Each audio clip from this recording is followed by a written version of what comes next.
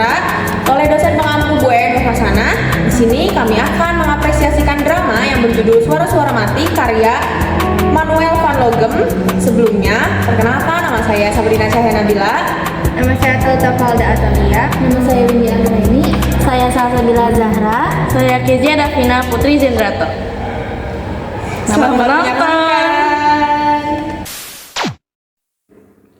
Naskah Suara-Suara Mati adalah salah satu karya yang disadur dari cerita berjudul Doodklenken, karya Manuel van Logem, terjemahan Sunarto Timur. Naskah ini menampilkan tragedi cinta suami istri yang terperangkap oleh rasa curiga. Semua itu bersumber dari rasa cemburu hingga melahirkan hayalan liar tentang kematian. Tokoh istri dalam naskah Suara-Suara Mati ini mengalami gangguan kepribadian karena menghadapi berbagai macam konflik yang kompleks. Nah, dalam membentuk peran dalam drama Suara-Suara Mati ini membutuhkan tenaga, kekuatan, stamina yang memeras energi lahir dan batin, serta pemahaman kepada perwatakannya, integrasinya, pendidikan, dan status sosialnya. Jadi, sikap kecenderungan menghadapi lingkungan yang membinanya, pemahaman kepada kejiwaan yang terkandung dalam suatu karya drama.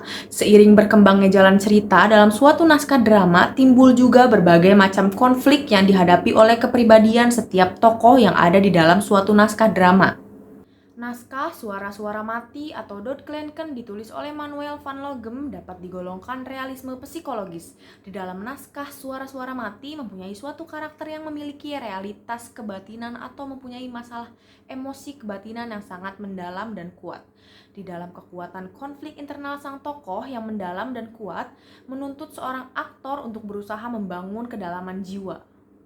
Dalam naskah ini terdapat berbagai macam emosi. Ada kemarahan. Emosi adalah keadaan reaksi psikologis dengan fisiologis seperti kegembiraan, kesedihan, keharuan, dan kemarahan. Menurut Sigmund Freud, emosi atau amarah merupakan salah satu wujud dari energi psikis.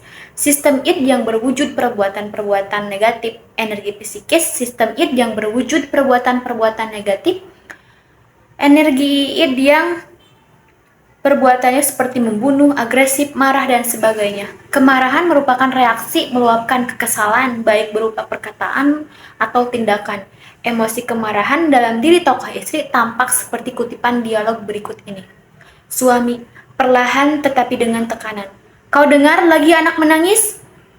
Istri, tidak. Suami, jangan disembunyikan. Aku ingin menolongmu. Waktu berjalan terus tanpa kata. Apa yang sudah lalu kau dengar sekarang? Kau ketinggalan sendiri di masa silam. Kau harus mengejar kami. Jangan tinggal di sana. Anak itu sudah mati, sudah lebih dari 1 tahun. Istri, jangan usik soal itu lagi. Ego mendorong tokoh istri untuk berpikir bahwa yang diucapkan tokoh suami benar. Tokoh istri merasa ada yang salah dengan dirinya. Namun, demikian, id dalam diri tokoh istri memberontak dan menolak tindakan dan ucapan tokoh suami. Tokoh istri merasa tidak memerlukan bantuan dari tokoh suami. Tokoh istri merasa dirinya tidak sakit dan dirinya hanya mendengar suara anak menangis. Di sini juga ada kecemasan. Kecemasan adalah rasa tidak tentram hatinya. Kecemasan yang dirasakan oleh tokoh istri disebabkan oleh perbuatan tokoh suami yang terus-menerus menekan tokoh istri dengan sikap dan pertanyaan-pertanyaan tentang suara ketukan dan suara anak menangis. Kecemasan tokoh istri juga disebabkan oleh tokoh sahabat dengan kehadirannya ke dalam rumah pagi itu, serta surat-surat yang telah dikirimkan. Kecemasan tokoh istri seperti di dialog berikut ini. Sang istri berbicara, ada orang mengetuk pintu. Sang suami menjawab, kau salah dengar. Ia tentunya belum datang, biasanya ia selalu tepat pada waktunya yang dijanjikan. Sang istri berbicara lagi, tapi aku serasa mendengar sesuatu. Pada kutipan dialog tersebut, dapat diketahui psikoanalisis tokoh istri terjadi karena pertentangan antara id dan ego. Ego mendorong tokoh istri mendengar suara ketukan pintu namun dibantah oleh tokoh suami karena suara ketukan pintu tersebut tidak ada. Namun demikian, id mendorong tokoh istri merasa cemas dengan suara tersebut karena dia benar-benar merasa mendengarnya. Ada kekecewaan dalam diri tokoh istri muncul ketika dirinya dikirimi surat oleh tokoh sahabat. Kekecewaan tokoh istri muncul karena dia merasa tersiksa dengan surat-surat yang diterimanya dari tokoh sahabat selama 1 tahun ini. Kekecewaan itu tampak pada kutipan dialog berikut ini. Sahabat, ada apa? Dari siapa surat itu? Lalu istri tak bernada, dari kau. Sahabat tersentak. Apa maksudmu? Istri, masih tak bernada. Setahun lamanya kau tulis surat padaku. Aku tak berani membicarakan soal itu dengan kau.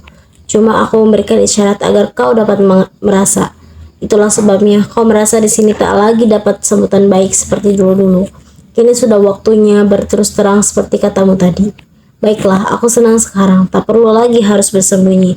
Cuma aku tak mengerti mengapa kau siksa aku dengan surat-surat itu. Ego membuat tokoh istri harus tetap menjaga ketenangan dirinya di depan tokoh suami dan sahabat. Namun demikian, ID dalam diri tokoh istri memberontak karena surat itu datang lagi. Tokoh istri merasa sangat kecewa dengan tindakan tokoh sahabat dengan mengirimnya surat terus-menerus hingga membuatnya tersiksa dengan surat tersebut. Ada ketakutan. Ketakutan tokoh istri terlihat ketika mendengar suara ketukan pintu yang sebenarnya diketuk oleh tokoh sahabat. Seperti kutipan dialog berikut ini. Suami, dengan membuat watak ini seolah-olah aku telah merampas hidupnya. Aku bangga sekali dengan anak ini. Masih ingat kau? Lalu istri, dia membuang muka. Bangga bercampur takjub. Bangga karena kenyataan sekalipun keadaanku begini. Masih dapat punya anak. Boleh dikata sesuatu keajaiban. Kelahiran dari cipta. Seperti dalam dunia wayang saja. Indrajit lahir karena kekuatan cinta. Lalu pintu diketuk orang. Istri terkejut. Suami pun melihat jam tangannya. Lalu pintu diketuk orang. Istri menjawab, aku tak dengar. Pada kutipan dialog tersebut dapat diketahui psikoanalisis tokoh istri muncul akibat pertentangan antara ID dan egonya. ID tokoh istri mendorong dirinya untuk merasa ketakutan dengan yang terjadi dengan dirinya hingga dia menolak mendengar ada suara ketukan pintu. Walaupun sebenarnya suara ketukan pintu tersebut benar-benar ada. Sedangkan ego dari tokoh istri melakukan protes kepada tokoh suami bahwa ia tidak mendengar ada suara ketukan pintu. Selanjutnya, ada analisis wujud psikologis pada tokoh istri. Psikologis tokoh istri dalam drama ini mengalami gangguan kepribadian dalam dirinya. Karena tokoh istri mendengar suara ketukan pintu dan suara tangisan anak yang sebenarnya tidak ada. Hal ini diperkuat oleh adegan-adegan dalam naskah drama yang sesuai dengan ciri-ciri orang yang mengalami gangguan kepribadian halusinasi audio. Berdasarkan uraian tersebut menunjukkan tokoh istri mengalami halusinasi dan gejala delusi. Semakin terbukanya rahasia yang disimpan setiap tokoh dalam naskah drama ini, semakin terlihat jelas bagaimana kondisi kejiwaan tokoh istri. Hingga pada akhir cerita, secara terang-terangan tokoh istri mendengar suara anaknya yang sedang menangis. Pada wujud keterkaitan alur, penokohan, latar, dan tema dalam naskah drama ini saling berhubungan dan mendukung dalam pembentukan satu cerita yang utuh. Tokoh istri yang berperan sebagai tokoh utama protagonis dibantu dan dihambat oleh tokoh suami, sahabat, dan bujang. Ego tokoh istri menghasilkan berani protes, kemarahan, kekecewaan, kecemasan, ketakutan, dan juga konflik batin. Wujud psikologis tokoh istri dalam naskah drama ini mengalami halusinasi dan gejala delusi dalam kehidupannya.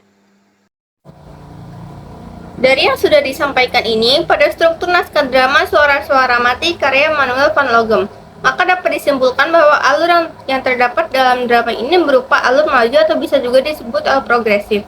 Hal ini disebabkan oleh jalan cerita di dalam naskah ini bergerak maju dengan akhir cerita tragis tanpa harapan atau bisa juga disebut dengan fin tragique sans espoir.